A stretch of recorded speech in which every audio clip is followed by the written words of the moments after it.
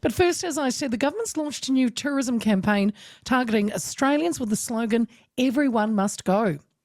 Prime Minister Christopher Luxon, Tourism Minister Louise Upston unveiled the initiative yesterday, which aims to boost Aussie visitor numbers. The campaign, funded by the Tourism Levy, has a budget of 500,000 and will run for a month across social media and radio, featuring images of New Zealand's outdoor attractions.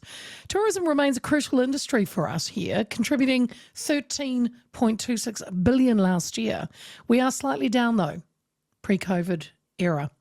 With around 4 million Australians considering a trip, the government is pushing hard to drive visitor numbers back to and beyond pre-pandemic levels. And welcoming to the show now, the Tourism Minister, Louise Upston. Good afternoon, Minister. Good afternoon, Leah. Louise, firstly, I'm not going to dwell on it for a long time, but the slogan, "Everyone must go." There's been criticism, as you would know. Some say it sounds like a clearance sale. Others say it's the need to go to the toilet. Do you think it will resonate with Australians? Yes, if you think about the 4 million Australians that we know have indicated that they plan to come to New Zealand, we just want some urgency. We're just saying everyone should go and we want you to make the decision now. We're open for business and we are here to welcome you in. Okay, well, we do get more Aussies here, don't we, than any other international visitors, 1.4 or something million is it a year? So why are we targeting them? Well, if you think about what we're trying to do in the short term, so there's already advertising that we do into Australia. We want to just inject a sense of urgency around it because our numbers are still only 88% of what they were in 2019. The message I've heard very clearly from businesses in tourism and hospitality is they want more visitors, they want more customers, and so we've just said this is urgent. We've put an extra kind of boost into this campaign, and because they are our closest neighbours, we know they are the ones that can make a decision quickly and are more likely to be able to travel in the short time frame that we're focusing this effort. Louise, what's the focus? I mean, I've from what I've taken from the pictures and the promotion, is it more our outdoorsy adventure side? Is there a type of Australian we're looking at? No, I've been very clear in my discussions with the sector. We're open for business and we welcome any visitor, anyone, anytime, from anywhere. This particular campaign is clearly focused at Australians. If they want to come to Wellington for a long weekend, that's great. If they want to come and do one of our outdoor walks and stay for a week, that's brilliant. We have capacity. We've got capacity on our airlines. We've got capacity in our accommodation, and we've got capacity in all of our hospitality venues.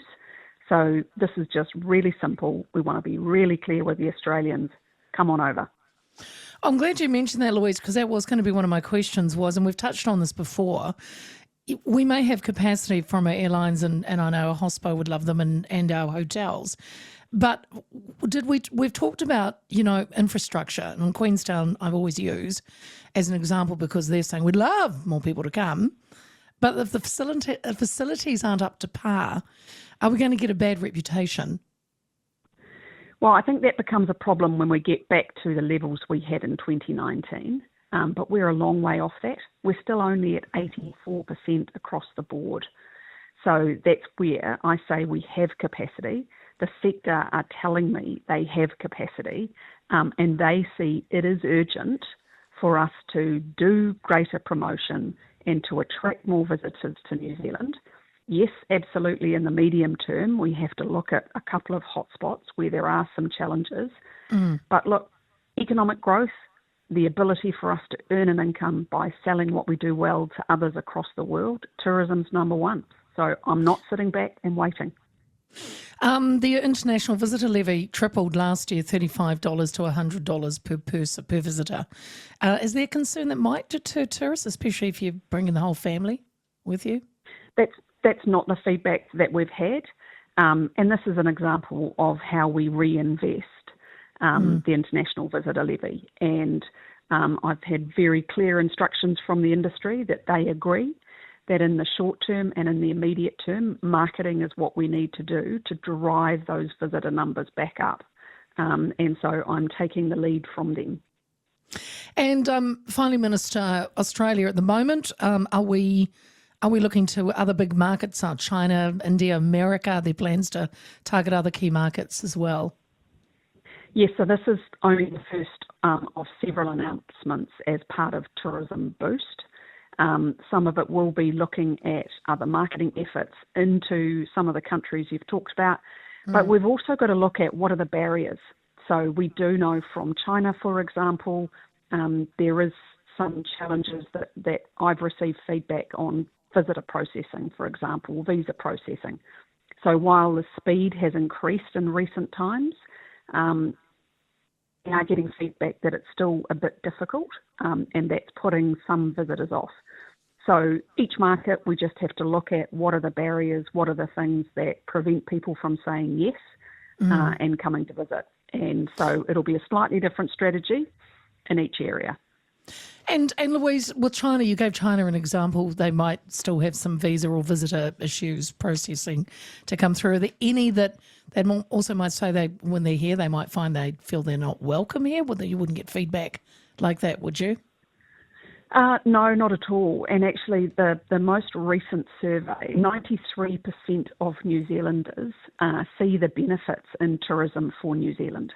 So as soon as someone lands in New Zealand, they start paying GST.